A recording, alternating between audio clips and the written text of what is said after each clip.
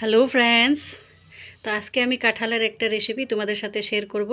এটা একটু অন্য ধরনের, এটা কাঁঠালের চপ করব। যদি তোমাদের ভালো লাগে তাহলে লাইক কমেন্ট শেয়ার অবশ্যই করুন। তো চলো তোমাদের সাথে রেসিপিটা শেয়ার করি। যেহেতু কাঁঠালটা এখন আমি কেটিয়ে নিয়েছি, এখন সিদ্ধ করব, 4টা সিটি দেব, কারণ এটা চপ হবে তো একটু সিদ্ধটা বেশি হতে লাগবে। তো আমি এখন কুকারে 4টা সিটি দিব।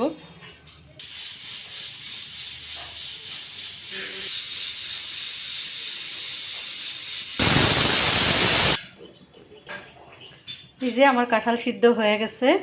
তো কাঁঠালের অ্যাড করার জন্য আমি কি কি উপকরণ রেডি করেছি চলো তোমাদের সাথে শেয়ার করি।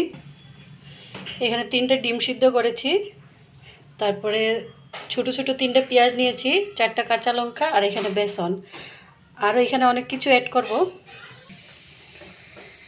তো আমার কাঁঠাল সিদ্ধ হয়ে গেছে, আর এই যে এখানে আমি ছোটো ছোটো কেটে নিয়েছি, ওখানে এখানে অ্যাড করব।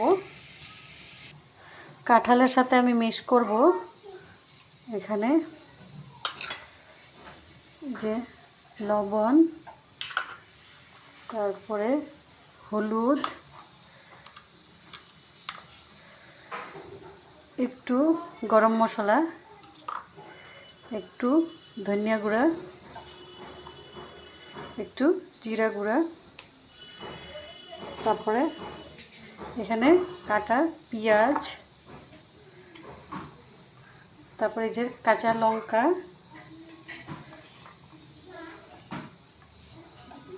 তারপরে দেব বেসন,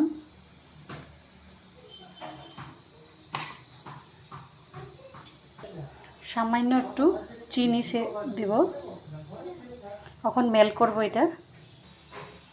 আমার উপকরণটা রেডি হয়ে গেছে। তখন এই যে ডিমের সাথে এরকম নিয়ে নিয়েছি, এখন এটা শেপ দেব।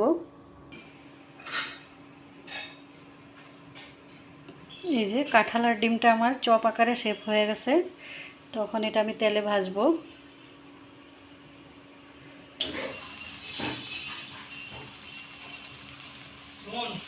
আমি কড়াইতে 3টা করে দিয়ে দিয়েছি এখন, তো একটু হালকা হালকা ব্রাউন হচ্ছে। ফাইনালি আমার কাঁঠালের চপ রেডি, কাঁঠাল আর ডিম দিয়ে করা। এখন এটা টমেটো সস দিয়ে খাবো। তো এই রেসিপিটা আমি আগেও করেছি, অনেক টেস্টি হয়।